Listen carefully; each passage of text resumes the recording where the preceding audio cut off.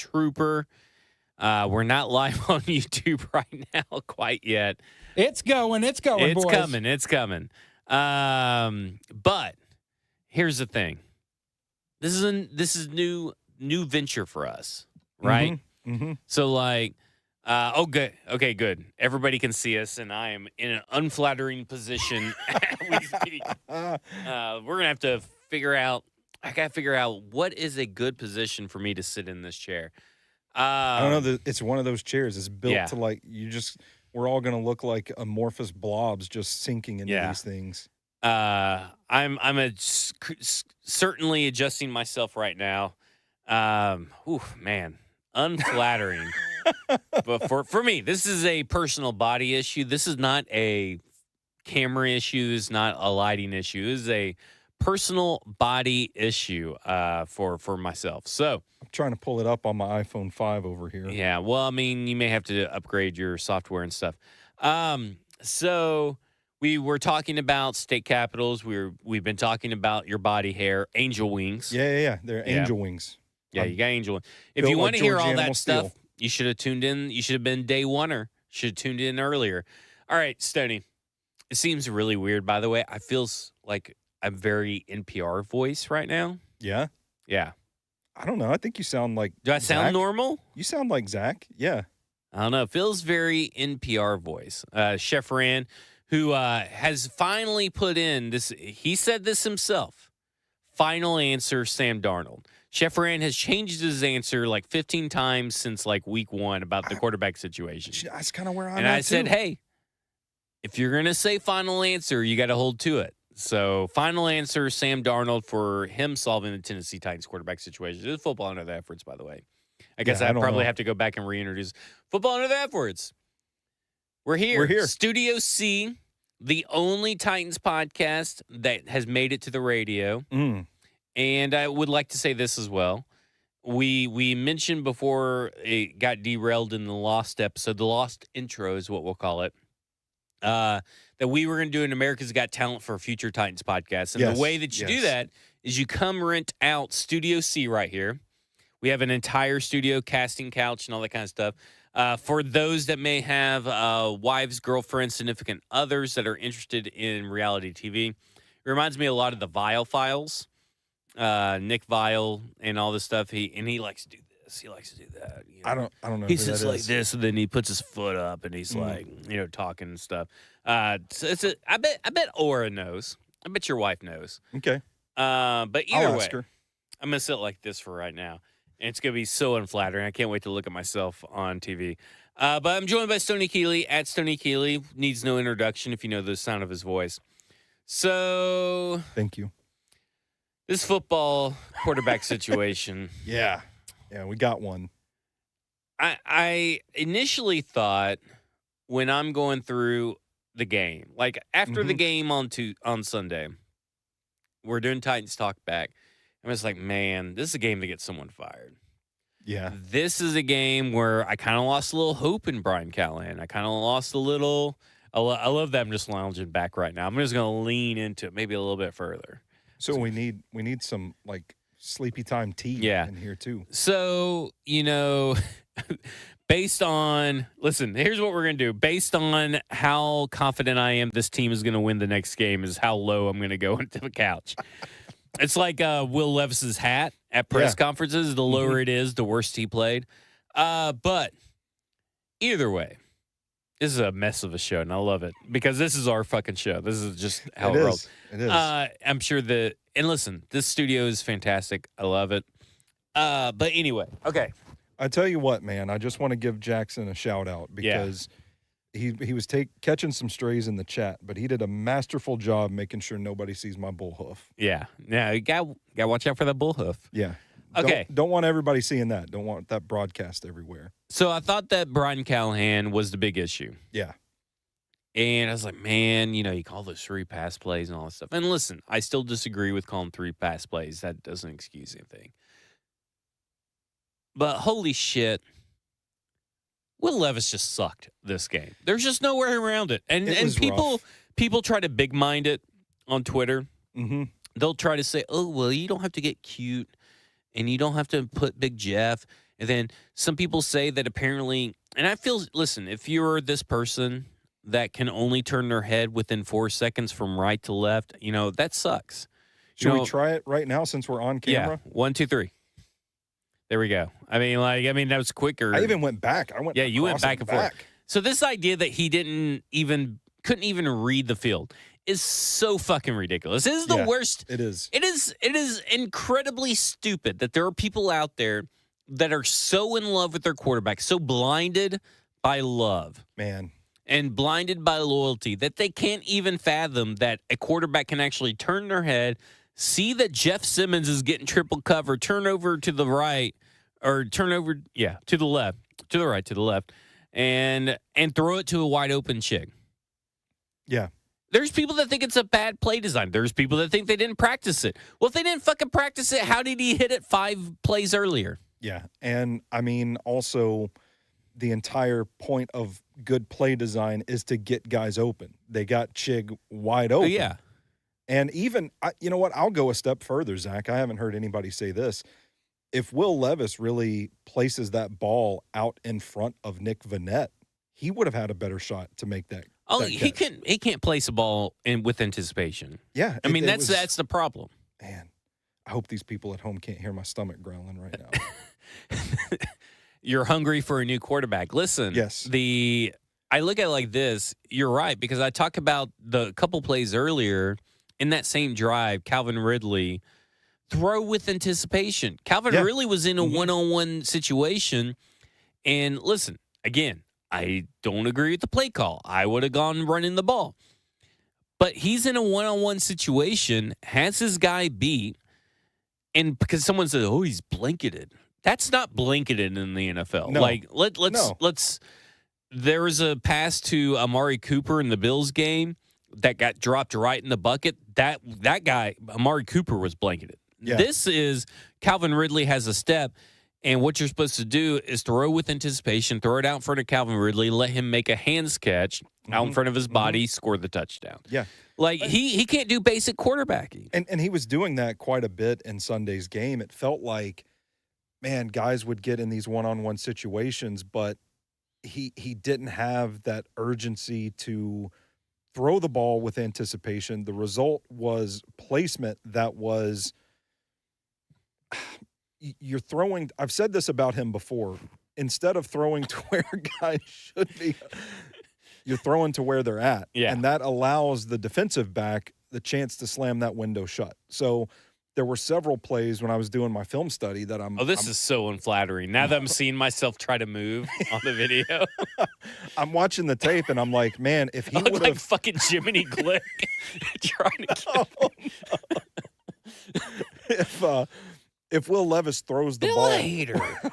that was actually pretty good. Yeah, that's pretty good. Have you been working on that? No, but I just love Jiminy Glick. Okay, let me just kick my mic stand. We're way off the rails. But if Will Levis throws with better anticipation, the ball should. I like that Jackson just threw up our names just in case. While we're this embarrassed, let's make sure that people know that these two idiots are Zach.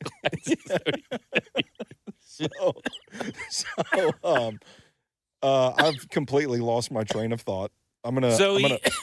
We'll let. If he throws with better anticipation, he needs to throw with better anticipation. And there were several times when I thought the guy is springing open, the ball's got to be there. And it wasn't. It was like he's hesitating just long enough for the defensive back to recognize, oh, he's coming my way, and it buys them time to slam that window shut and get in there and force an incompletion or break up a pass or something like that.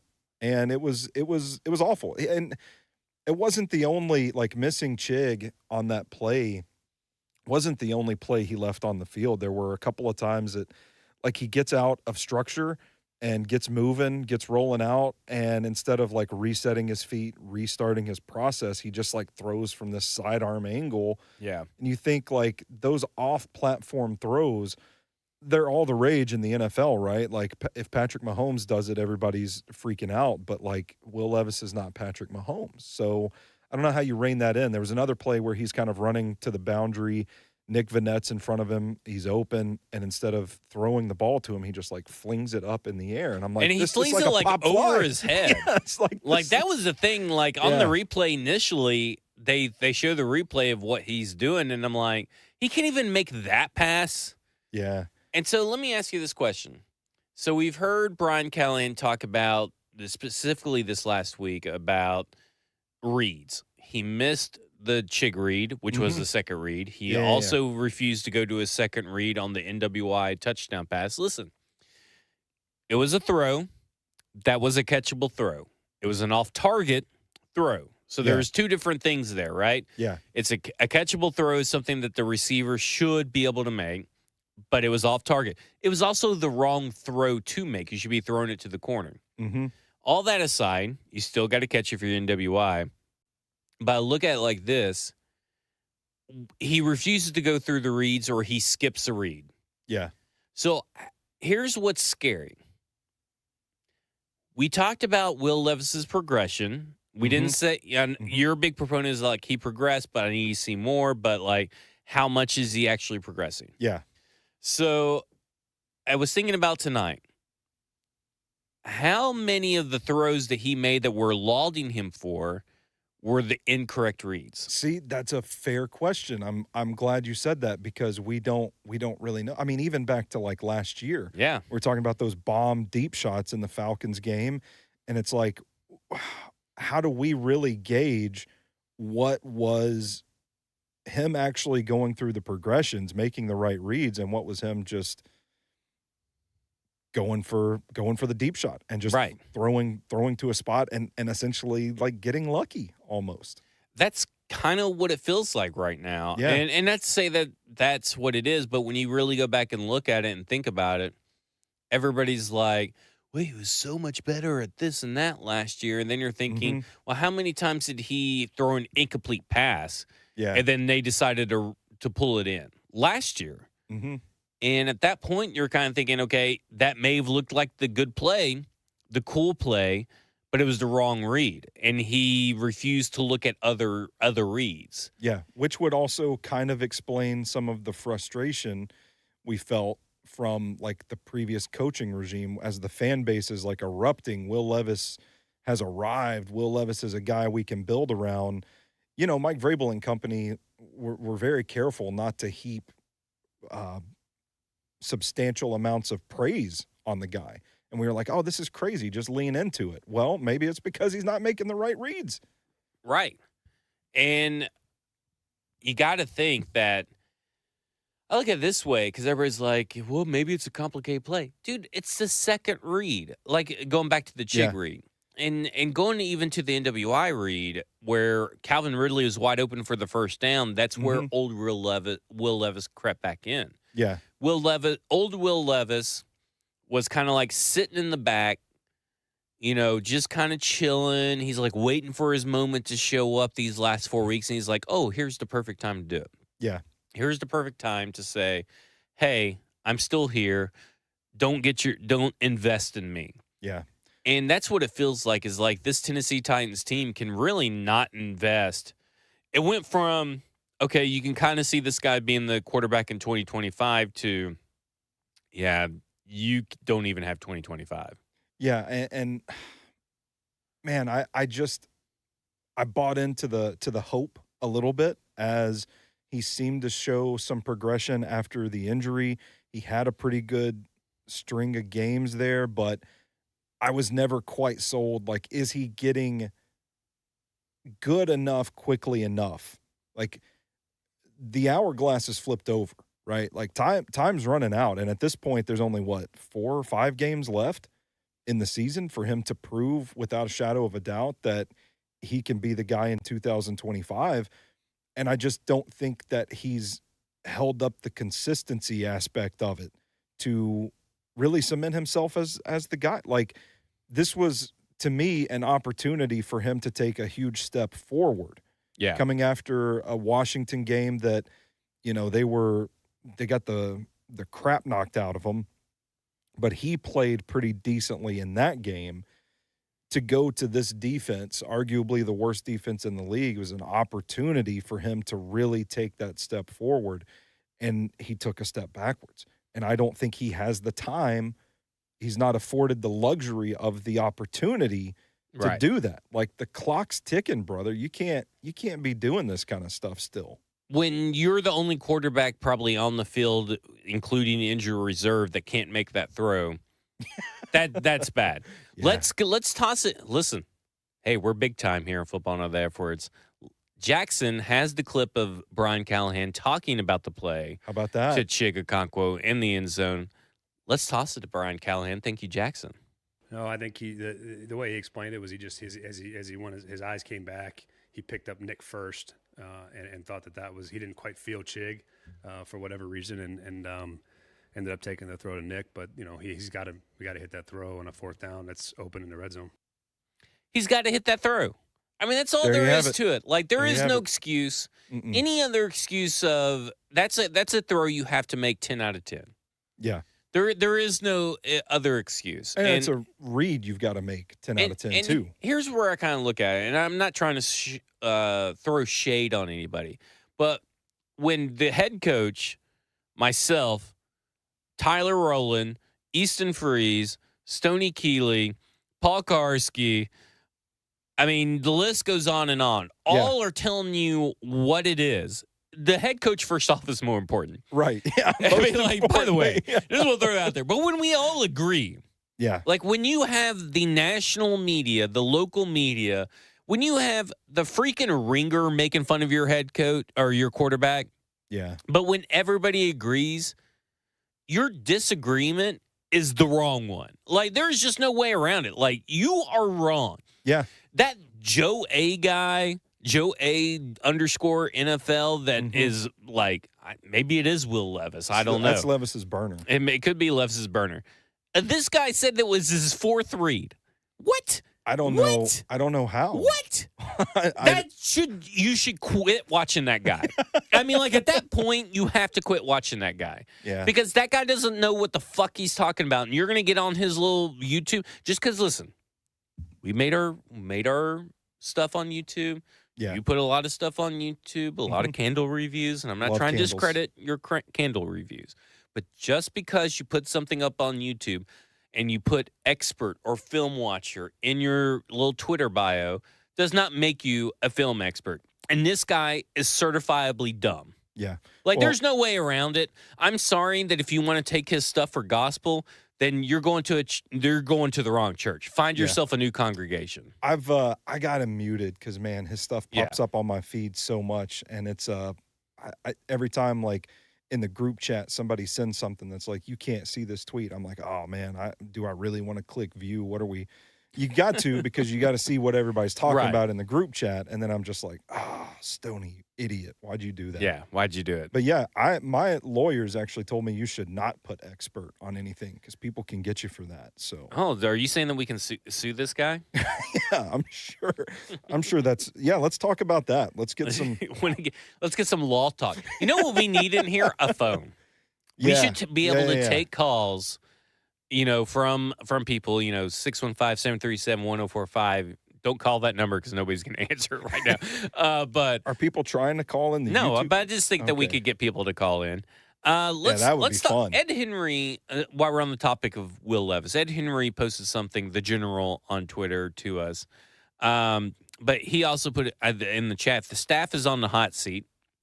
Isn't the best card Rand and Callahan can play is the continuity card and stay with Levis rather than pivot? And to me, no. Here's why. Levis is going to get you fired in year 2, and they're not on the hot seat. Now, I can't speak to Rand Carthon, I guess, but I don't think Brian Callahan's on the hot seat. I hope not. But there is no reason to stick with Levis right now. There really isn't. I mean, let's be honest. The same stuff that we're seeing, that was him and Kyle. And listen, this may be through no fault of his own. He may have been failed by previous coaches early in life.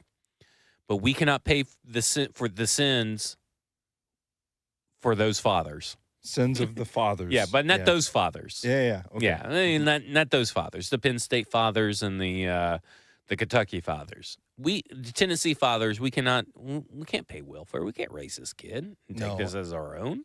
And I mean, at a certain point, you got to start thinking about wins too. And Yeah. just from the bottom line results standpoint. And quarterback wins is not a stat. Well, no, I'm talking about Yeah. like from the coaching staff, from a decision-making Right. standpoint. Like if you know this guy is probably not your best chance to win going into year 2 after the season that Brian Callahan's had, where people are already unjustly, in my opinion, calling for his head and putting some pressure on him, you got to go into 2025 and win some games. And I don't know that Will Levis is going to give them the best chance to do it. So I think there's, just from a pure standpoint of just fielding the best possible team, I don't think Will Levis answers that question. But I want to ask you, Zach, what is there anything that he can do the rest of the season to kind of change your mind? Or was this Jags game like the bottoming out, like that's it, the final straw? Because if we get, like, what if we get 4 Falcons games down the stretch? I mean, Are you back in, or because I'm at a point where I just don't think I'd want to risk it if I were Brian Callahan. I'd just be like, let's go find me a guy that can be a dude. so we got 4 games, right? I think so. Right? The Bengals, the Jags, and the Colts, and then the Texans. Yeah. And I'm just going to get relaxed here for this question. Let me If see you're how watching you on look. YouTube, you know, it does not look good. It looks better, I guess, because my belly's not showing anymore. So I kind of look like, when I sit like this, like I'm a part of the couch. yeah, well, I think it's just your shirt.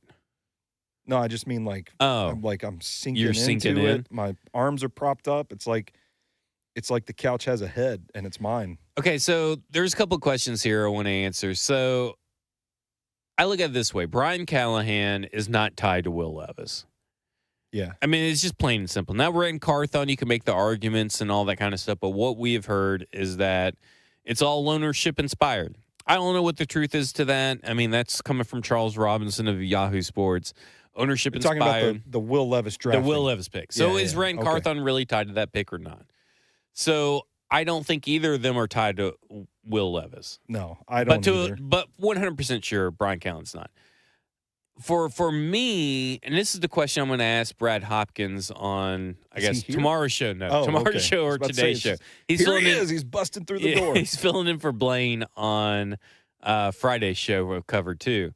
Is like, I don't know if there's anything that he could do short of like you said, 4 Falcons games. 4 Falcons games to Yeah. make me even think that he should do it. Like if it's Because- 2 Falcons well- game and then crap and then a Falcons game, I don't even know if that does it for me. What if we've kicked over a rock tonight, and let's just circle back to what we were talking about a little Okay. bit ago, and let's say, okay, that was kind of luck, so to speak, that he was hitting some of those big throws.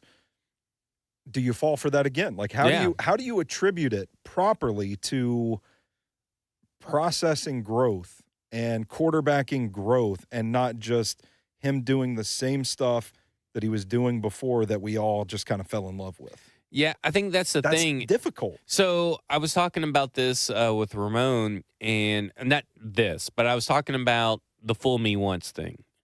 And it's about training camp. I feel like 2 years ago with Andre Dillard, I felt like I got fooled.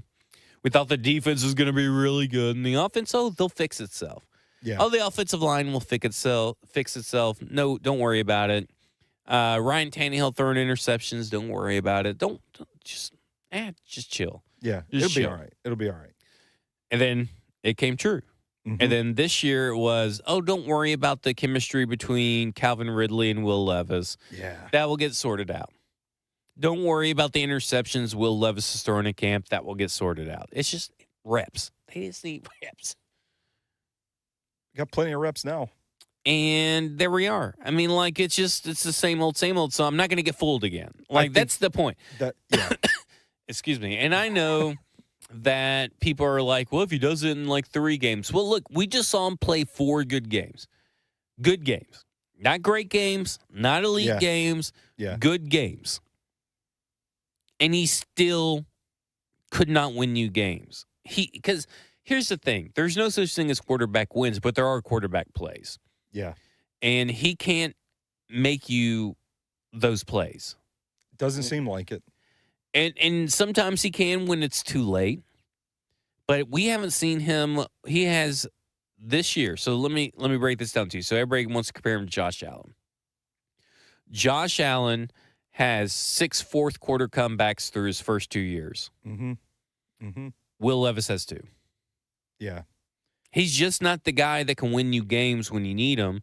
And Josh Allen, for all his faults through his first 2 years with the Buffalo Bills, for all his faults, for all his inaccuracies, that was a dude that the team believed in and could win you games. He cannot win you games. Have you looked at Josh Allen's pressure to sack ratio from that time period? Ooh, that's a good question. I'll have to look that up. Because that would be let me get up from my couch here. that would be interesting. And also, like the stuff from the neck up, like it's so hard to really get a firm grasp on that from the outside looking in. But one of the things that Josh Allen does well now, I don't know if it's been consistent throughout his NFL career. I haven't watched tape on him his entire NFL career, but like he seems like a pretty fast quarterback.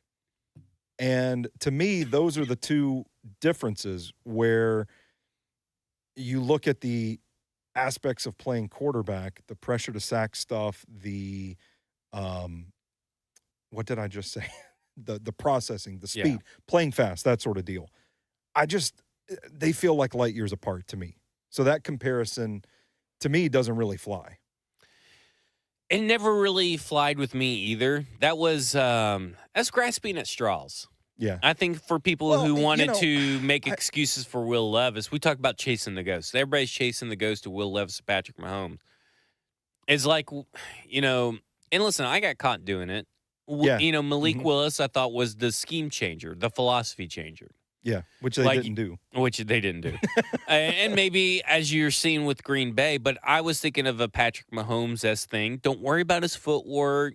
Just let him go out. He's got the arm talent, put in a system, and all this kind of stuff. But then, when you really think about it, you're chasing Patrick Mahomes. That's so rare. You need to be chasing your Jared Goffs. Well, you need to be chasing your Matt Staffords. You need to be chasing your C.J. Strouds, because C.J. Stroud, I feel like, is in that. I think everybody was so quick to put C.J. Stroud in the elite tier because of one season, but really it was never. But that's the guys you need to be chasing.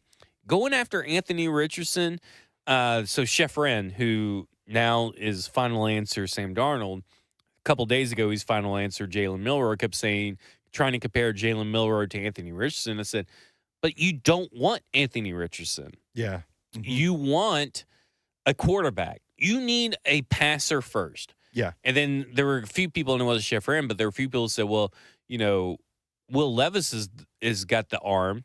He's a passer. And I go, here's the difference. And I said this on Titans Talk back with Kevin Dyson. He loved this. Will Levis can make all the throws, but he can't make all the throws. Because he's got the arm. He's got the arm strength to make every throw, but he does not have the ability to make. He can't make all the throws. Yeah, and that's what I say too. Is like arm talent does not mean, or arm strength does not mean arm talent. Right. So they're two different things. Like physically gifted doesn't mean shit if you can't go through progressions, make the reads, process quickly, throw with anticipation, throw with placement, those sort of feel aspects for playing quarterback. Now, I don't even think I think you can get caught up comparing to other quarterbacks. Like, I don't think you need to even go get a Jared Goff. You don't have to go get a C.J. Stroud, Anthony Richardson, none of that. Just find a guy that you believe will fit in your system that is capable of running it efficiently. It's all I'm asking for.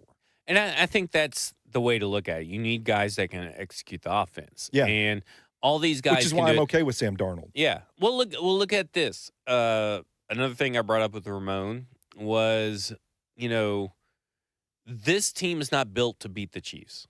Yeah. Now, I didn't say Patrick Mahomes. Mm-hmm. Notice I didn't say anybody else. But look at what the Ravens are doing. Okay? All the moves they made were to beat the Chiefs. Not to beat the Steelers, not to beat the Browns, not to beat the Bengals. Yeah. They have the elite quarterback. Mm-hmm. Mm-hmm. They still can't beat the other elite quarterback because the other elite quarterback has the better team. Yeah. And at the end of the day, that's why I say there's no QB wins. Now, can a quarterback orchestrate a fourth quarter comeback? Sure. Can they lose you a game? Like Will Levis has lost many games. Yes. Yeah.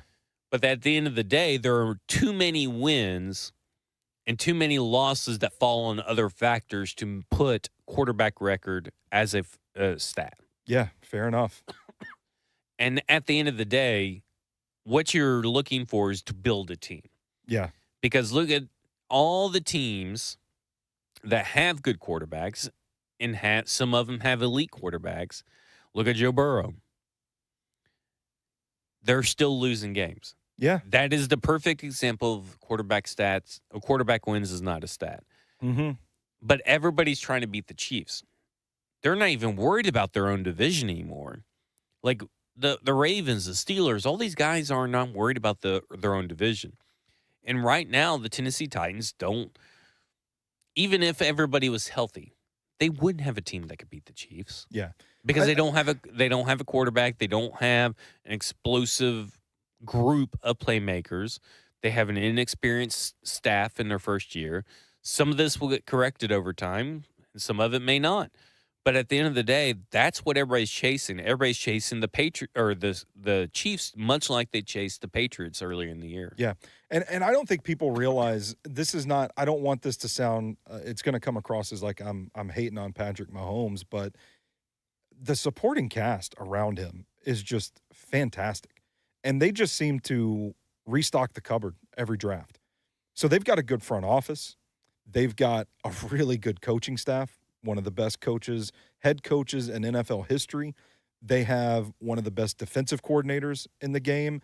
They have the defensive backs. They have the linebackers. Love watching me some Nick Bolton tape, by the way. Nick Bolton rules. What about Curtis Bolton tape? He just signed with the practice squad for the Tennessee Titans. I did not know that. No, I've been in a hole this week, so I missed the big breaking news. Yeah. But then, like Chris Jones, the offensive line, Creed Humphrey, one of the best centers in the game, Travis Kelce, Isaiah Pacheco. Trey Smith, yeah. Like all these guys, like this is good thing that the Titans drafted Brady Breeze because you could have. Oh boy, Trey Smith.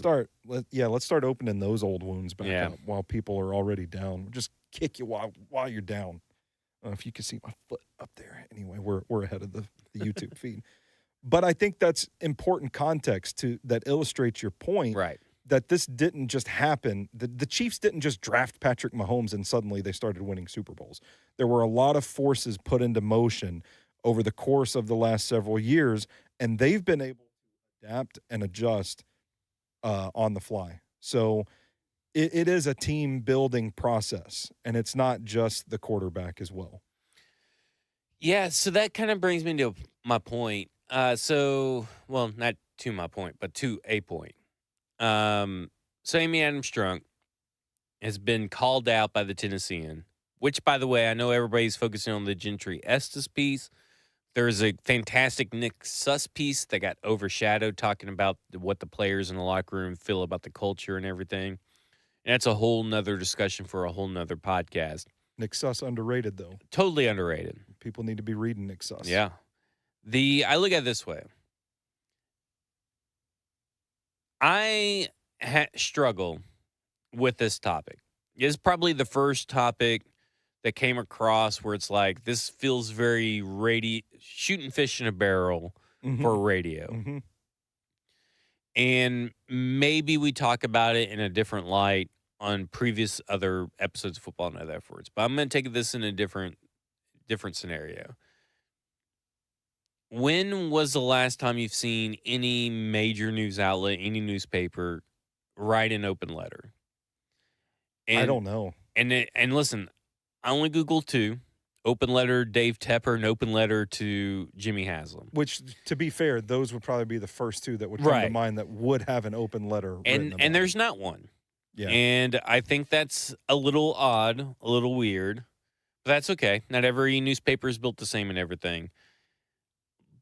But it came to a bigger discussion where I'm thinking, earlier today I'm like, okay, well, she needs to talk about the future and provide clarity. Mm-hmm. But I'm going to toss something out there. I think Titans fans are too focused on the past, and I think they have been for decades, even before Vrabel came along. Yeah. That they're all focused on the past, and they want Amy Adams Strunk to provide them closure on the past. Hmm. And I think that is the wrong way to look at this. To look at this letter. So we're in therapy now, by the way. Yeah, we're in therapy. We're in therapy. People, they're wanting closure. Yeah. But here's what they really need. They really need clarity on the future. Yeah. I would agree with that for sure. I mean, what do you think it is about the past that Tennessee Titans fans remember so fondly? Is it just because it's like that every time, right? Like even in Mike Vrabel in 2018, everybody's like, "Oh, you shouldn't have fired Mike Mularkey. You know, you should have kept him. He was building the culture. He made the playoffs and blah, blah, blah." Yeah. And Mike Vrabel, handed it to Luke Stalker, at the goal line and he fumbled. And now it's like, oh, well, Mike Vrabel is the king of the castle and Brian Callahan's just a pauper who's in over his head. Mm-hmm. And then, obviously Ken Wisenhunt was Ken Wisenhunt and so was that. But everybody remembers Jeff Fisher so fondly that there are people in our radio show wanting Jeff Fisher to come back to coach special teams, to be special advisor and all this.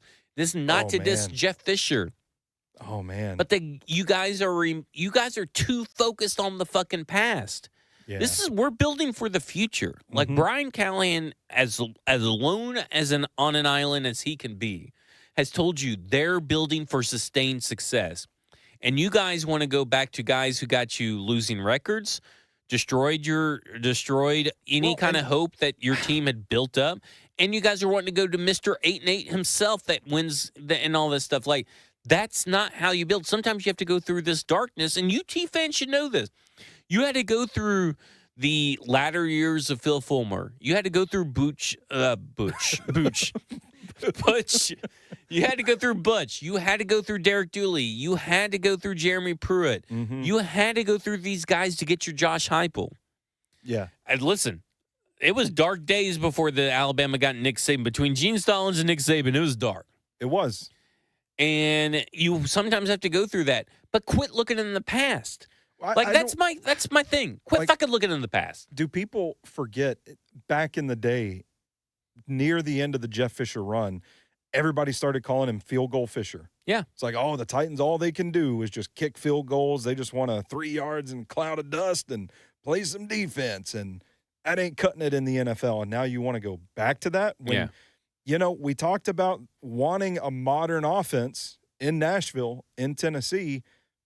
You got it. You got it. You with Brian really Callahan. do. And that's what people don't see. That's where I feel like football under the efforts, I feel like, has filled a void. Yeah. And I think what me and Blaine are trying to do that as well, is where I think you are doing it. Well, I appreciate that. Yeah. We're trying to bring those X's and O's to you, but you have to be receptive of it. Mm-hmm. You got to see past your nose. You got to see. Well, I know your obsession with noses and stuff, but you got to be able to see past it. Yeah. And you're right. This is a modern offense. You know how we know? Because people are being schemed open. Yeah. Quite a bit. They're layering plays. Mm-hmm. Does not mean, listen, and let me say, while Brian Callahan has had his situational issues, that what we're saying right now does not mean that necessarily that Brian Callahan is an elite head coach. I got a question for you about that. But, finish your thought. But I want to say is that when you look at it, this is a modern offense. A modern offense marries the run and pass seamlessly. Mm-hmm. This team wants to do that. Mm-hmm. Whether the quarterback or the offensive line, one or the other, can't execute it, that's a little bit different. Whether Calvin Ridley's going to use the excuse that he's suddenly can run too fast to stop, 2-3 yards away from the sideline, that's a whole nother discussion. Don't buy that, by the way, because the whole point of having Calvin Ridley and his whole bread and butter is being able to stop on a dime. Right. So, right. Buzz running too fast. Okay, Flash. But at the end of the day, I look at it and I go, guys, you guys are pining for something that's never going to come back. Yeah. You're pining for your girlfriend that has married 3 kids and lives in Taiwan. She's gone from your life, bud. Yeah. You haven't talked to her. Mm-hmm. You're been stalking her on Facebook for 10 years. Mm-hmm. She's gone, bud. The Sopranos is over. Find a new show. Yeah. Like The Wire, great. season 1. We don't talk about season 2. But there's been other shows other than The Wire that have been just as good. And you guys have to give it time to let this relationship bloom, and nobody wants to do that. But for me, it's like, okay, quit focusing on that Amy Adams Strunk fired John Robinson. Let me tell you something. You know why that team went on a big losing streak after they fired John Robinson? Because they'd already lost a game and they were going to lose all those other games. Yep. Those players in the locker room, get out of your little echo chambers on other podcasts, other stations, and other articles and stuff like that. You know why that team lost? Because it sucked. Yeah. It was a fraud 7-3 that ended up being 7-5 when John Robinson got fired, that they ended up losing the rest of the games. You know why? Because they sucked. Yeah. That's why John Robinson got fired, because he missed on 3 freaking draft classes. Yeah. And they didn't start sucking. They sucked all year. Let's clarify. Like, first-round picks. Yes. Like, none of them for 3 years panned out. No real, like, you're talking about classes as a whole. It's not like, oh, he didn't do good enough. It was catastrophic those 3 years. Ed Henry says, just want to let you guys truly enjoy the pod. Might be my last one I see. I've got 5 drones over my house here in New Jersey. Attack is imminent. So I don't know what's going on in New Jersey, but it's got Ed Henry.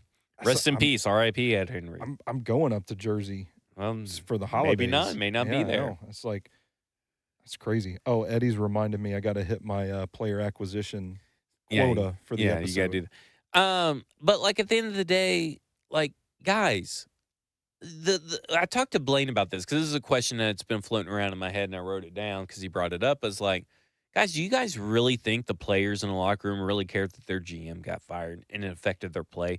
And if it did, guess what? Those guys need to be gone out of the NFL. Yeah. Like, at the end of the day, we got to start being fucking adults about this kind of such stuff. Mm-hmm. We got to move on from the past. You're not going to get your closure. Maybe you get your closure in a memoir book written by Michael Silver. Maybe we write it later on down the road. Yeah. And you get your closure then. But you're not getting your closure now. So you need to be focused on your clarity, and that's where I do think Amy Adams Strunk can provide it. And it doesn't have to be Amy Adams Strunk. It could be Kenneth. Like, find us the football voice. That's Kenneth not Brian Callahan. From the chat, Kenneth? No, not Kenneth Crawl. Oh, okay. Son Kenneth. Gotcha. Or brother Kenneth. I don't know the family tree. But either way, I look at it like this. Oh, my dad chimed in. Hold on. Dad chimed in. He says, Titans' worst offensive line I've ever seen. No quarterback could perform with this line. Oh boy. I'll save that one for Christmas talk. I'll have to tell Dad on Christmas. We were talking about that in the car on the way over. 4 pressures. They allowed 4 pressures. Yeah. 2 of them were sacks, and one of them was on that stupid last play that doesn't even really matter. Mm-hmm. The offensive line's not a good excuse. And here's why. You know who's performing better with the worst offensive line? Who? Brock Purdy. Yeah. Aiden O'Connell. Yeah. C.J. Stroud. Mm-hmm. Lamar Jackson. Mm-hmm. The list goes on and on. Yeah. But the most important one is Aiden O'Connell. So, just want to get everybody a little bit wired right now. Tired is, we got to get Jake Browning on the Titans. Wired is, let's get Aiden O'Connell on the Titans. Hey, he can place a ball, man. I can tell you that much. But at the end of the day, we're just making excuses. This is the same excuses that people made with Marcus Mariota. Yeah. It's the same excuses that people made for Jake Locker. So they are. We love Jake Locker. Yeah, I do love Jake Locker. But, I mean, there are excuses at the end of the day because quarterbacks play behind imperfect offensive lines all the time. And this wasn't the offensive line is not on the reason that this last game looked bad. Yeah. It is on Will Levis. It's a cycle. Yeah. Like, we're obsessing about the team in the moment while thinking about the past. And as a fan base, we just keep repeating the same stuff. Eddie doesn't like our AOC talk, our Aiden O'Connell talk. Yeah. I thought we were going somewhere else with that. Yeah. Oh, okay. So this is a question from Chosen522. on the F and Bank chat on YouTube. Zach, why is Callahan getting blamed by fans for Levis' bad quarterback play when he is getting the wide receivers open? I have a hard time blaming the coach when he's getting them open. I think it's an education issue. Yeah. Like, not to say people are stupid, but they don't have access to all 22. Mhm. And then when they hear people on the radio But say, they could. well, It's just, yeah. I don't think people realize how time consuming it is. It to actually really sit is. down and I mean, watch through a it takes a game. lot. Yeah. And even if you were to go back and watch the broadcast, it's probably still not going to provide you the answers that you want because Mhm. really, if you look at, freaking CBS where they're usually at, terrible broadcast. And the to try to get it right. broadcasters miss stuff all the time. Yeah. So I look at it this way is like, I think a little bit is that, but I think it's a little bit of, it's easier to blame. It's put the quarterback on a pedestal. Yeah. We saw it with Marcus. I lived through the Mariota wars, as I'm Mhm. trying to figure out which way to say it. The Mariota wars.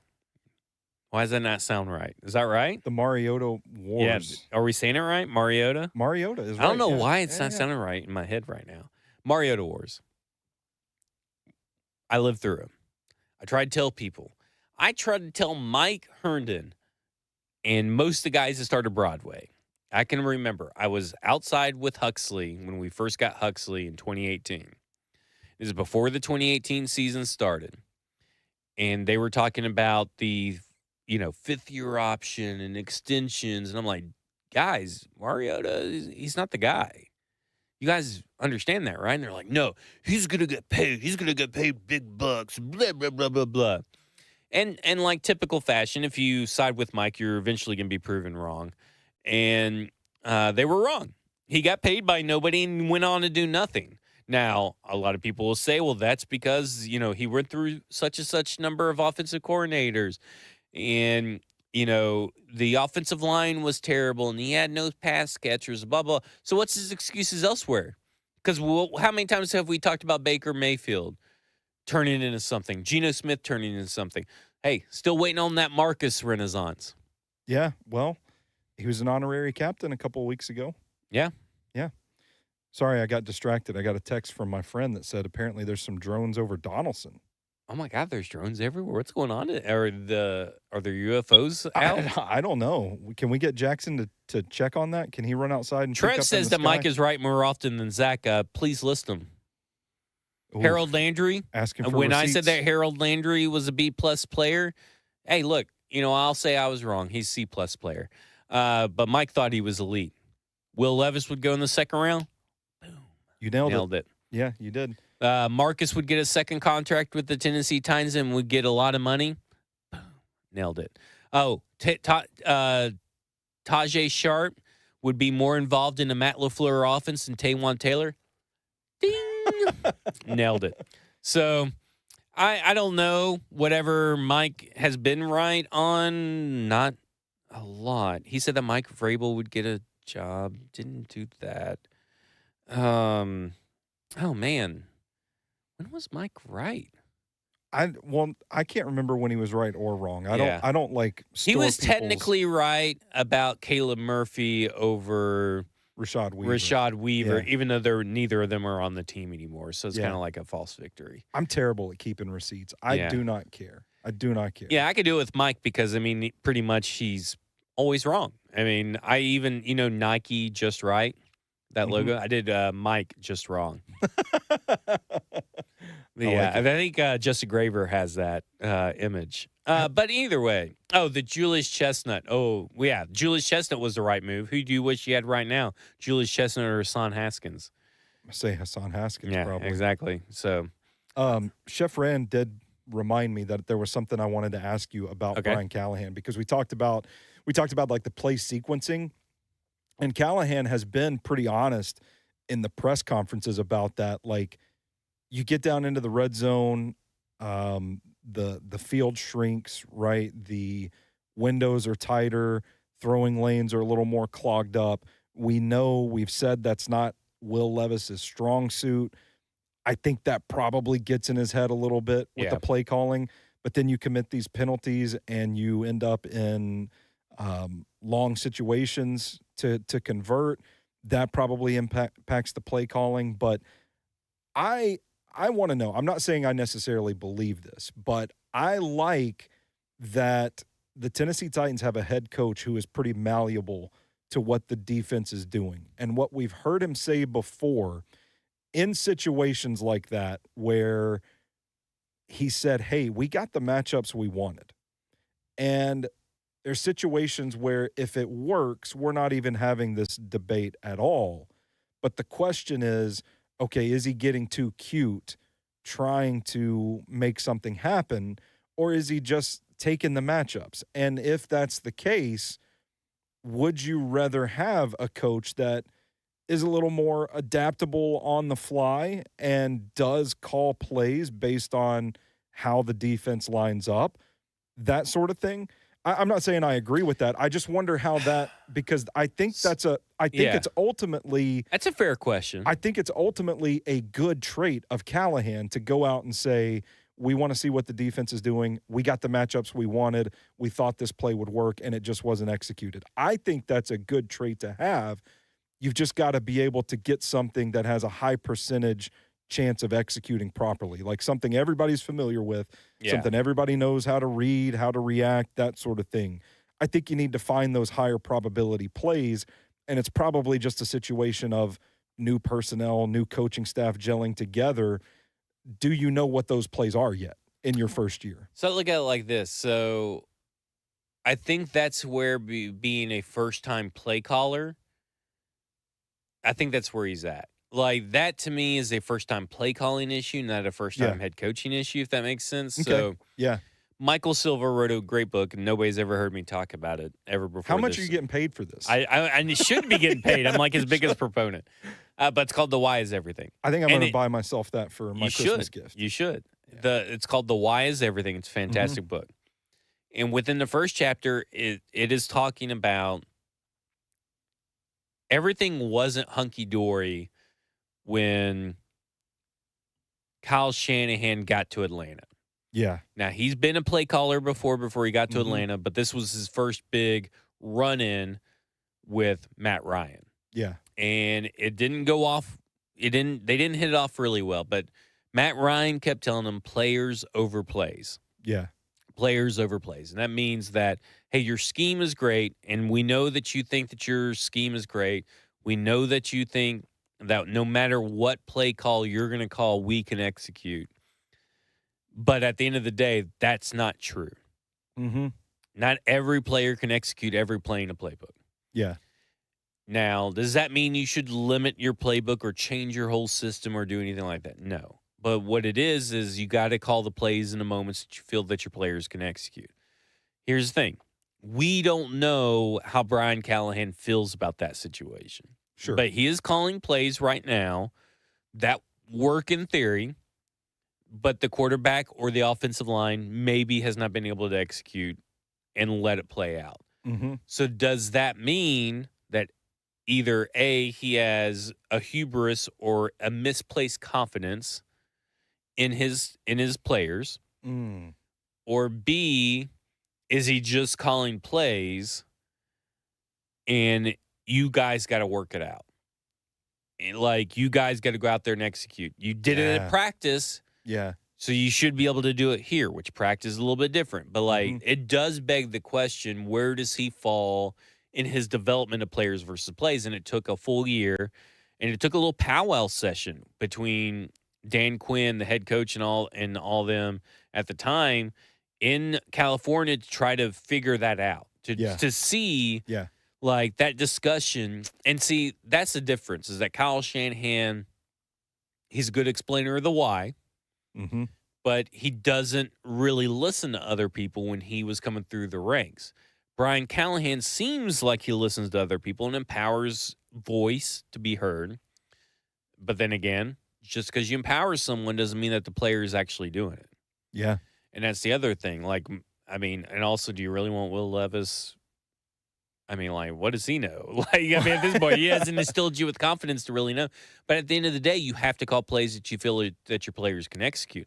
Now, on the flip side, that play to Chig, like I've said numerous times, over 30 other quarterbacks can make that play. It ain't on Brian Callahan. That's not That on play. Brian Callahan. That's a good play call right maybe there. By maybe Brian Callahan. the 2 plays before where I talked about Calvin Ridley, where he should be throwing an anticipation throw. Mm-hmm. Maybe that is on Brian Callahan for calling that play, where that is the read, and Will Levis, he should know that Will Levis can make that play. Players over plays. But then, just to keep peeling back the layers of this onion further, Yeah. like, are you kind of putting a regulator on your offense? Because then you got to start. It adds another wrinkle to your decision making process as you're going through, filtering through what you want to call. Well, now all of a sudden you got to say, well, I'm not confident that Will can execute this throw, or I'm not confident that Calvin's going to be in the right place, or I'm not confident that JC or Nicholas are going to be able to hold the edge long enough for this to get off. Like, Yeah. it just gets into a really tough spot. And I think ultimately I am willing to give Brian Callahan a pass in those situations, because I think the design, the rhythm, I haven't had too many questions about those. The questions I've had about that are the situations in the red zone, like we're talking about. And I'm willing to give him a pass and say, hey, let's see what happens when we can get some upgrades in personnel. Another player acquisition cycle. Yeah. Also, I do want to say, I do think there is something to the fact how well they were running the ball against the Jaguars. Make them stop you. That I do fall in with that. And, I thought in the very first drive, and I understand the philosophy of going that first drive. Mm-hmm. And you're like, we've done so well. We stalled a little bit. Let's take the points. But also, like, you're 3-9, dude. You just need to go ahead and run it. And you're bodying them. And then when you get down there, I'm with you. Make them stop you. Make them stop you in the red zone. In that short red zone. Just do it. Yeah. And if you want to throw that fourth play out there, like, here's the thing. Fuck. This is so good. I wish this was on the radio. Here's the thing. If you would have ran it 2 other times or ran it on third down, then you trot Big Jeff out there, that makes that play a little bit more effective again. Would think so. Yeah. It's a missed opportunity. Not running the ball more in the red zone was a missed opportunity. And that's where you kind of get into that philosophy of overanalysis equals paralysis. And I get it, because you remember when the Luke Stalker play happened, well, we got the look that we wanted from Mike Vrabel. We got the look that we wanted. We practiced this all week. We knew this play would work, and then it just didn't work. That's the same here. Yeah. They got the look that they wanted. They thought that they could do it, and then it just didn't work, and that comes down to player execution. And that takes us to the Cincinnati Bengals. Yeah. I'm having a real hard time with this game. And, well, Hugh Freeze, not the Hugh Freeze, just a Hugh Freeze on Twitter, apparently, he didn't like how I was talking about the 4-8 Bengals or the 5-8 Bengals, wherever they are now. I think they're 5-8. You're talking like they're Super Bowl contenders, blah, blah, blah, blah. Dude, they're a good team. Yeah, they are. And they got one of the best quarterbacks. They got the best wide receiver. And I'm not saying that they're going to go like 40-something points, but they're going to score 30. Mm-hmm. I just saw this Tennessee Titans team against the Jacksonville Jaguars, the worst pass defense in the league, score 0 touchdowns. So why should I have faith? I have no idea how they're gonna play Jamar Chase. Well, that's the key, because this defense is weird. It makes weird decisions. Sometimes it works, sometimes it doesn't. I mean, Justin Jefferson versus Jarvis Brownlee Jr. was a big topic, and the way they talked about it. And listen, Justin Jefferson didn't go off. So, whatever they did worked, but the other things didn't work. Mm-hmm. And at the end of the day, well, I felt like they bracketed him a little more and played a little more zone, and then played a little more man down in the red zone, got a little more physical with him, and then they turned around and did like the same philosophy against Washington and Terry McLaurin, and Jaden Daniels and Cliff Kingsbury were just like, all right, we'll just take what you give us, dink and dunk, and we'll slice you apart that way. Yeah. So it's like, that's pick your poison. How are with Cincinnati and Jamar Chase specifically, like he's a real threat from a number of positions. Right. So it's not as simple as the classic wide receiver cornerback matchup. Like they're going to have their hands full with this guy. Listen, Ed Henry says 38-30 Titans. So Titans scored 38. Go for it, Ed. Levis 26 of 34, so he only misses 8 passes. 380 yards, 4 touchdowns. Narrative completely flips. Book it. Okay. I thought you were turning your head to puke. I might as well. I look at this from the Lone Phoenix, who he's really obsessed with the Alabama colors. He goes, OMG, this other guy snuck in a scarlet letter over here. So he doesn't even know your name. And by the way, your name is on the screen. Just the other guy. It's not the other guy. It's Tony Kelly. Jackson, do they hear you when you chime in? Yeah, I think so. So what do you think about producing a podcast for 2 Alabama fans? I think there will be a bet the next third Saturday in October, and I believe I'm going to win it. Okay. But it's in Alabama, right? No. Yes? Yeah, Yes, it is in yes. Tuscaloosa next year. Oh yeah, you guys are sunk. So Hey, Nico, year 2 as a starter. well, I mean, we'll see. See if Milroe comes back. Yeah. No, I hope not. Bring in Malik Murphy over Milroe. Oh, let's start that podcast. You like that? Let's start that You podcast. like that, Malik Let's do it. Murphy? Yeah. So either way, man, I just have the hard time finding the energy to root for this team to win. Yeah. And I really have a hard time logically finding the path to victory because everybody's like, oh, the defense sucks. Well, that's what we said about Jacksonville. And they brought in fucking Mac Jones, and Mac Jones executed and played better than Will Levis. Hey, now you got freaking Joe Burrow and Jamar Chase. Should Titans fans be? Why aren't we talking about Mac Jones? He's going to be a free agent, isn't he? I can't do that right now. You just I wanna can't do stick that to, with you. you. Want to stick to Jarrett Stidham? We'll just talk Jarrett Stidham. I thought you were going to say someone else. I don't want to talk about either of them. Drew Lock. It's bad. I mean, it's bad for the Tennessee Titans. And can Will Levis do? Because you asked me, and I never asked you. Can Will Levis do anything to flip it around? I don't think so, man. Not for me. I mean, even if I can't shake this notion that we've talked about tonight that what if so much of what we love about Will Levis just was the right place, the right time, the right receiver, the right defense, that sort of deal. I don't think that we've seen him.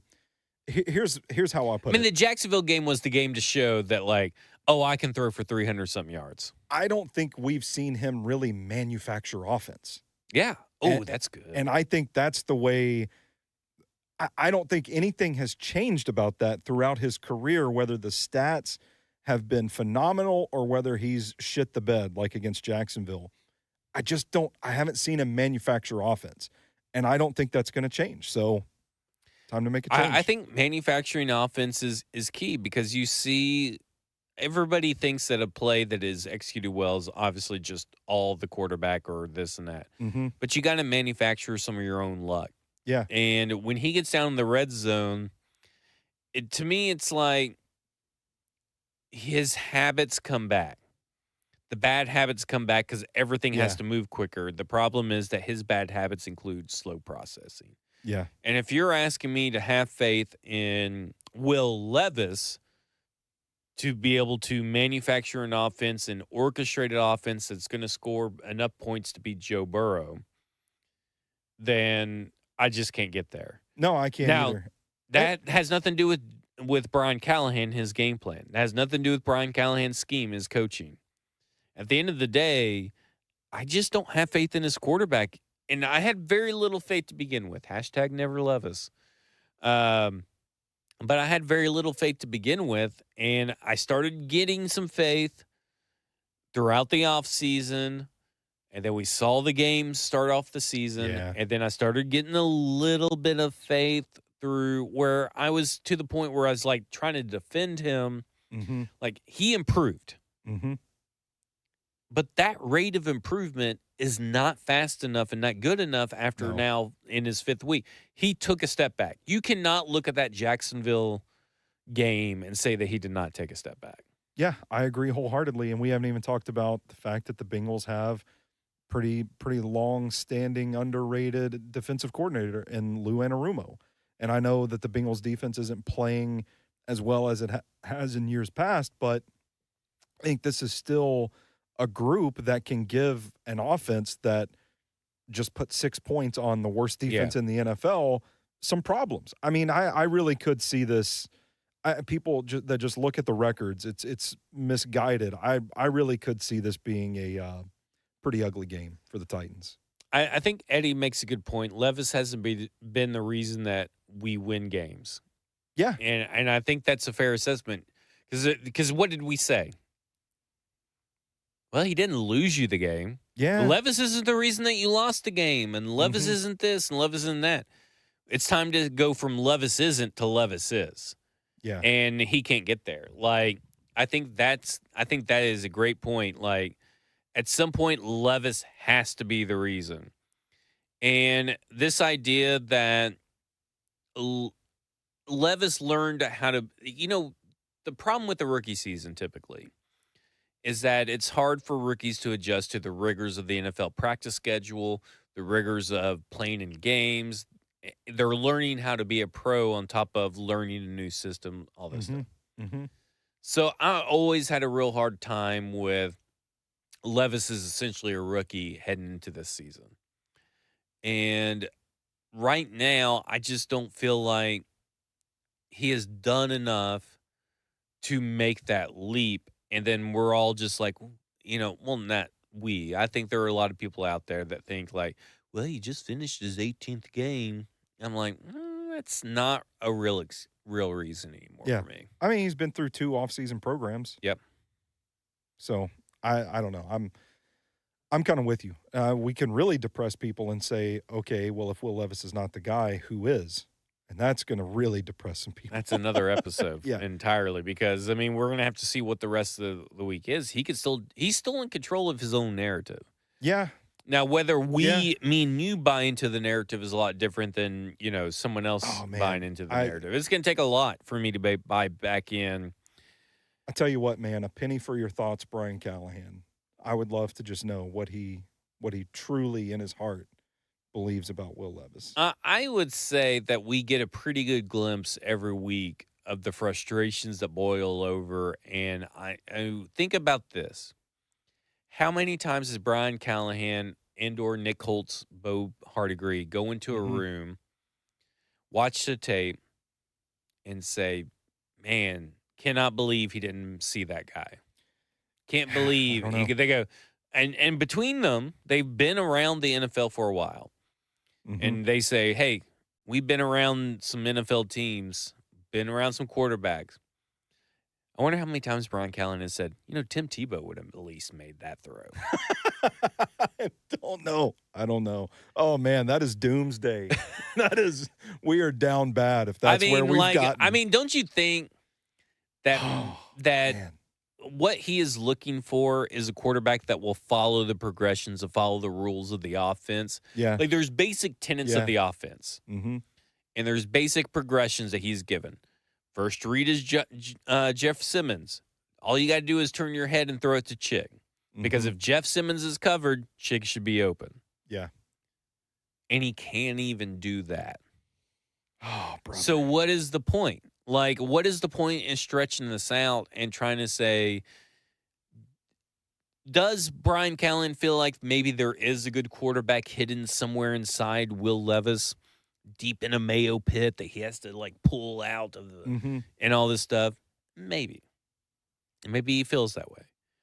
But does he think that he has the time to try to dig around and Indiana Jones that motherfucker out of Will Levis? Probably I don't know, not. Man. I feel like you're riding with Levis is a lot like jumping into the quicksand with him. Right. You catch my drift. I mean, at the end of the day, you have to look at it and think that, Brian Callahan is looking at Will Levis saying, yeah, we're this deep in and you're still making these elementary errors. I can't trust you in the red zone. I can't run my full offense. I can't do this and can't do that. And you got to think. Because that's what the majority of fans see. That's what they think. And that's what he has proven in college. So you got to think that at the end of the day, he's just not the guy for this system. Does not mean that we won't turn around in 5 years when Will Levis is 42 or however old he'll be in 5 years because he's freaking old. And maybe he's on the 2020 or 2035 Patriots and he's pulling a Geno Smith. Yeah. Okay, big whoop. Where are you at now? Like, who cares what he does after he leaves here? You got to figure out what you're going to do from the beginning. And right now, it doesn't seem like Will Levis is the future. Yeah, I would agree wholeheartedly. I have no idea how long we've been talking. We've been talking for 69 minutes, 70 minutes. So you want to wrap it up? Well, I'm following your lead. I'm the guest on your show. Let's do this. Final predictions for Cincinnati Bengals versus Tennessee Titans. Oh, I'm gonna go 34-17 Bengals. Ooh, 17 points. That's asking a lot from this offense right now. Screw it. I'm going to go crazy. Okay. 10-6 Tennessee Titans. You like it? All right. Yeah, go for it. Jackson, you want to throw in a final prediction or call us stupid for our predictions? I'm going 31-10 Bengals. There you go. Is it Bengals or Bengals? Bengals is what I've said my whole life. Now, where are you from? I'm from here, Nashville. So, Bengals. Is there an E in there? I say Bengals. I mean an A in there? You say a bit Bengals? of an A. A little twang in there. A little That's what twang? I don't know. Ain't the Bengals them things you put on your wrist or whatever? Say the Jags. Jags. Well, the full. Jaguars. So Jaguars. So it's Jaguars, apparently, right? I don't say Jaguars. Have you ever heard anybody even on ESPN say Jaguars? No, I haven't. It's always Jaguars, right? There's a difference between Jaguars and Jaguars. Jaguars is not correct. Okay, say the other one. Jaguars. Jaguars? Jaguars. Yeah, think of it like Jagwars. Jaguars. Jaguars. Not Jaguars. Jaguars. What do you say in there, Jackson? Jaguars. Okay, so did he say it right or say it wrong? Because I don't hear a difference. What? I fucking asked you. Quit looking at your phone. I'm trying. We're looking at your iPhone 3. There's a situation with the drones. That's all I'm saying. You said Is this a Donaldson, real right? thing? Because that's where I live at. Yeah, he said Donaldson. Yeah, I got to drive through Donaldson to get to Mount Juliet. Pew, pew, pew. after me. So, My 06 Jackson, you say Altima. the Jags. The Jags, yeah. Well, no, just say the Jaguars. Jaguars. I think Jackson's right. Okay, what did I just say? Jaguars. That's right too. But it sounds like you're trying to say, like, you know how old Southerners will say wash? Warsh, yeah. Yeah. Washing machine. My dad always said that, and I used to make fun of him. It was the funniest thing. Yeah. He'd be like, "I go." But that's what it sounds like. Come help Jaguars. me wash my car. Jaguars. Jaguars. Jaguars. Jaguars. Jaguars. I don't think it's that hard. Oh, I think it's just Jaguars. But see, you're putting that I in there. Jaguars. I don't know about this. I don't know if I'll ever get it right. Okay. Well, I think that will do it. I think we ended it on a perfect note of this weird opening podcast. This is Studio C, by the way. Where you're seeing it. This could be rented out. Jackson, can we get a full studio view without breaking the stream? No, I want to see this. We'll see if we can get a full studio view. But you can also see it Got on it our. now. Okay, we got it now. Okay, let's transition to it. And now you're going to see the full studio. You look so relaxed on the feed. Yeah, I am very relaxed, but that's the problem nice. is that bad posture, so it just makes everything look worse and worse. Yeah. But we'll have the full studio. See, here you go. Oh, look, there it is. Yeah. You can't even see you, so you're. Okay, we will have tucked to away. figure that last. See my time. notebook right here. Yeah, you can see the notebook. See your Titan socks. See the logo. But we'll be able to do some other stuff when we get going. We're going to talk about some little film studies here on the TV and everything. Right there. Yeah. How about it? We'll have guests. That will really throw this whole thing for a loop if we get a third person in here. That would rule, though. Oh, it That's going will. to be awesome. I mean, when the Tennessee Titans are done with their Titans feast and stuff, or Tennessee Titans are on their schedule, 3HLs, are they always on location on Thursdays, Jackson, or is it just Titans season? Just during the Titans season. So maybe we'll get Ron Slay in here. Oh, Maybe that'd we'll be get Don sick. Davenport, Brent Doherty. Maybe Brent Blaine will come in Hey, on the show. We'll get Ramon Foster. Listen, I don't want to intrude here, but I listened to 3HL yesterday. I heard Ron Slay's got a bottle of Blanton's around here somewhere. Oh. I don't know. We're here after hours, so Jackson got real quiet when he said that. Ronald Sylvester Slay, you're on notice with that How about that? Blanton's. How about that? We're gonna have to try to find that. You should probably just write it. But did he say that on 3HL? I guess. Yeah. Okay. Mhm. So I mean, if he said it, we could say it. Yeah. Yeah, we're gonna find that Blanton's, the office Blanton's. But that'll do it for us. We appreciate everybody hanging out with us. Hope you like the new situation. We do want because someone says, "Who do I call?" And I'm like, well, we do kind of need to get a little phone number or something in here. And We made there's some mad people in the chat tonight. oh, I why don't are they know- mad? I don't know what we did. Somebody Uh-huh. just said F the Titans. Yeah. I don't know. It's just Johnny Sacramone. We're BS Cope saying Callie can't trust him. Yeah, well, I think that's true. Okay. I mean, I think it would be very hard to trust Will Levis right now. I think it would be hard to trust him too. All right, that'll do it for us. Football and Other F words here. Studio C and Cumulus, if you want to hop in my DMs or something, or you let us know. And Cumulus Media, if you want to come rent out this awesome space. This is a fantastic space to hold a podcast. A lot better than Hot Tua Girls, failed crypto venture space, and all that kind of stuff. This is beautiful. It is. Good lighting, very comfortable, and everything. I wish I had a different body built by beer here. I could sleep in this chair. Oh yeah. This is a napping chair Yeah. Fantastic. for sure. Other than that, this is Football and Other F words. Stoney Keeley at Stoney Keeley on Twitter. I'm Zach Lyons at the Zach Lyons. Stacking Inbox, Sobros Network, Hot Read Podcast, where you can get all of Stoney's stuff. Then, of course, Cover 2 with Blaine Bishop, Zach Lyons here, 1 p.m. to 3 p.m., Monday through Friday. Then Titans Talk back after every Titans game. What a delight that is during this season. I bet. It is fantastic. I bet. Jackson produces, so You he's there guys to suffer with me. going through it. Yeah, going it's through it's something. I like to hop in the chat there and just try to say like really dumb, stupid stuff. Yeah, And people are just so busy being mad that they don't even notice me. there you go. I can't even troll anymore. Can't even troll anymore. What have the Titans done to you? Yeah. But this has I'm been bad. Football and Other F words, and you have just been effed.